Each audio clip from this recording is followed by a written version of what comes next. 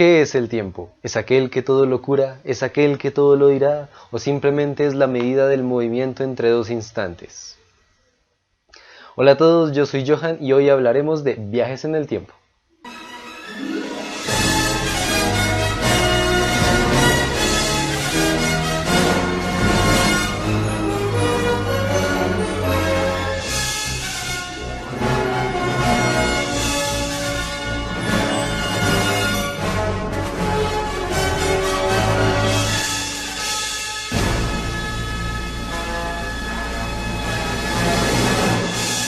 La humanidad ha soñado con la posibilidad de viajes en el tiempo desde épocas remotas. Y es que ¿quién no ha querido volver al pasado para deshacer un error o para evitar una tragedia?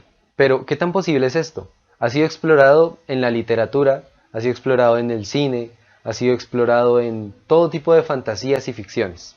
La primera historia escrita sobre viajes en el tiempo se remonta a 1733, en Memorias del siglo XX, escrita por Samuel Madden. Poco más reciente, en la literatura norteamericana, en Un Yankee en la corte del rey Arturo, escrita en 1889. Estas historias por lo general exploran la posibilidad de un viajero que va al pasado y cambia los acontecimientos de la historia o algo por el estilo. ¿Qué tan posible es esto? Bueno, pues la respuesta corta de los viajes en el tiempo es que son posibles. La respuesta larga es que depende.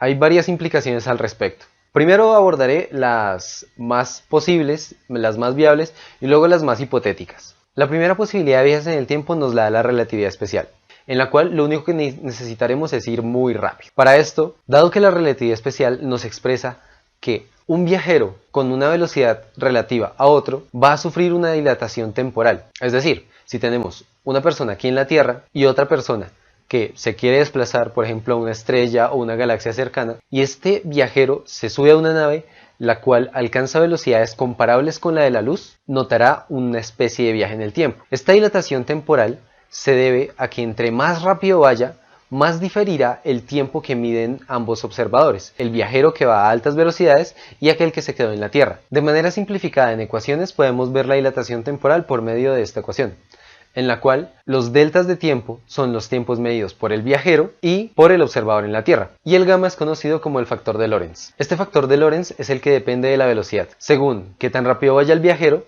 mayor será la dilatación temporal, dando lugar a que desde la perspectiva del viajero, el tiempo externo fluirá más rápidamente. De esta forma, los tiempos que mide el viajero son menores, tal que si dicho viajero fuera a la estrella más cercana y volviera a velocidades muy cercanas a la de la luz, veríamos que el observador en la Tierra habría medido unos 8 o 9 años, por ejemplo, mientras que, según la velocidad a la que haya ido el viajero, este podría haber medido incluso 1 año, 2 años o menos, meses, horas, dependiendo de cuánto haya sido la dilatación temporal, ya que dicha dilatación temporal será mayor dependiendo de las velocidades a las que se desplace. Tanto que si el viajero llegase a la velocidad de la luz, la dilatación temporal tendería a infinito. Sería como si todo a su alrededor se moviera, pero él estuviera estático. Esa sería la perspectiva que él tendría, por lo menos. Sin embargo, la dificultad de este viaje en el tiempo es que llevar una partícula a velocidades cercanas a la de la luz requiere progresivamente energías cada vez mayores. La segunda posibilidad de viajes en el tiempo también nos la da la relatividad, pero ahora la relatividad general. En este caso, tiene que ver con la dilatación temporal que generan los objetos masivos en el universo. Es decir, el acercarnos a una estrella muy masiva va a generar dilataciones temporales considerables, o principalmente estrellas como estrellas de neutrones o agujeros negros, dado que estas son tan masivas que el acercarse va a generar una dilatación temporal mayor, principalmente en el momento en que nos acercamos, por ejemplo, al horizonte de eventos de un agujero negro.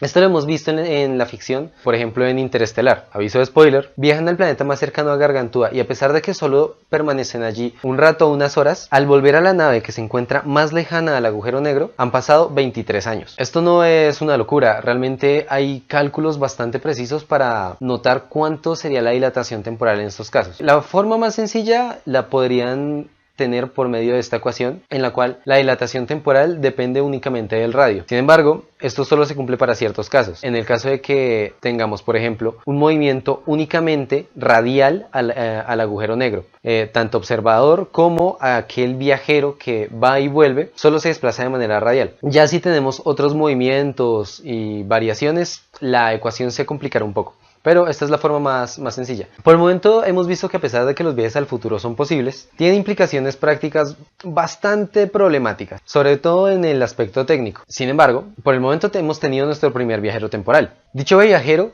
fue el astronauta Sergei Avdeyev, el cual permaneció en la estación espacial durante 748 días, el récord hasta el momento de permanencia allí. Ya que la estación espacial se desplaza a velocidades cercanas a los 30.000 km por hora, la permanencia de Sergei durante tanto tiempo a estas velocidades lo impulsó al futuro 0.02 segundos. Es cierto, no es muy considerable, pero es más de lo que hemos viajado los demás. Ahora, los viajes al pasado son más complicados. En teoría, una de las formas para viajar al pasado es superar la velocidad de la luz. El pequeño inconveniente es que en la física que conocemos por el momento es imposible superar dicha velocidad. Nimiedades. Aún así, hay propuestas como los motores de curvatura tipo el motor de Alcubierre, en el cual la deformación del espacio sería una forma de viajar y permitiría viajar a velocidades mayores que la de la luz. Esto permitiría hasta cierto punto los viajes en el tiempo. El problema es que dichos motores requieren de energías que, según el modelo o según los estudios, arrojan la necesidad de energías equiparables a la masa del universo observable, u otros estudios que estiman el uso de algunas veces la masa de nuestro Sol. Otra propuesta encontrada por Richard Gott es el usar cuerdas cósmicas gigantescas. Estas cuerdas pertenecerían a la teoría de supercuerdas, en las cuales la intersección de dos de estos objetos en el universo podría ser aprovechada para viajar al pasado. Nuevamente necesitaríamos energías extremadamente grandes para interactuar con ellas y además son objetos físicos por el momento hipotéticos. Hay varios modelos más, pero nos quedaremos con estos por el momento.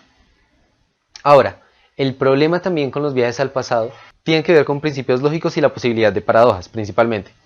Entre estos, la más popular y la más conocida es: si viajamos al pasado y evitamos que nosotros viajemos en el tiempo, entonces ¿quién habría viajado al pasado?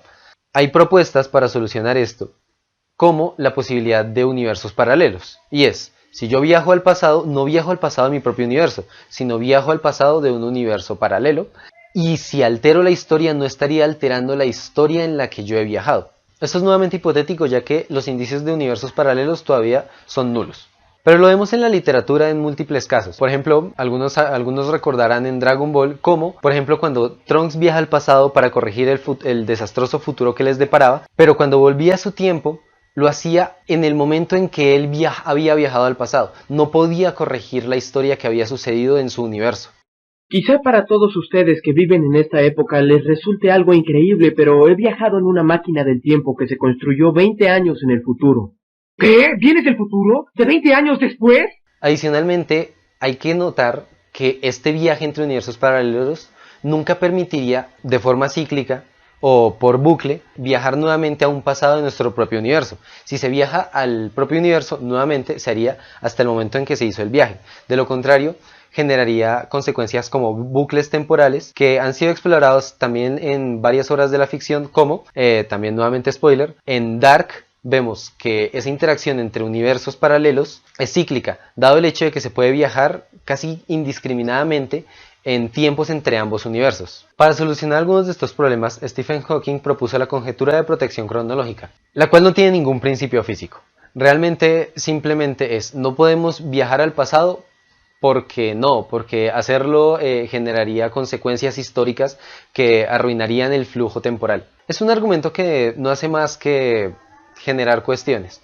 Además, él dice que si existieran los viajes en el tiempo, tendríamos turistas temporales que vendrían a estos tiempos remotos a ver cómo eran las épocas, a tomarse fotos y grabarse videos con nosotros, la cual no considera posibilidades como universos paralelos o otras propuestas que se han dado a lo largo de los años. También en series como Rick y Morty se han visto casos en los que hay bucles temporales, cuando por ejemplo, spoiler, Rick necesita crear una máquina del tiempo. Entonces espera unos segundos, llega otro Rick, le entrega la máquina del tiempo, él viaja, y más adelante él tiene que volver a ese punto para entregar la máquina del tiempo que ha entregado. Es otra vez un bucle de en qué momento se creó todo. Para terminar, les quiero dejar como reflexión algo que no suele ser tenido en cuenta cuando se habla de viajes en el tiempo, por lo menos al pasado, y es que no basta con viajar en el tiempo, sino que debemos viajar en el espacio, y eso es algo que casi nunca se tiene en cuenta cuando se habla de estos viajes en el tiempo. Es decir, si yo quiero viajar 2 días al pasado, en este punto no estaba la Tierra hace 2 días. Si yo viajo únicamente en el tiempo, viajaré al vacío del espacio, así que probablemente esa sea la razón por la que no tengamos viajeros temporales. Puede que en algún momento hayamos encontrado la manera de viajar en el tiempo, pero no de viajar al punto espacial que queramos. Bueno, eso ha sido todo, gracias por ver, y para terminar les dejaré una frase que encontré entre mi búsqueda por internet para hacer chistes malos,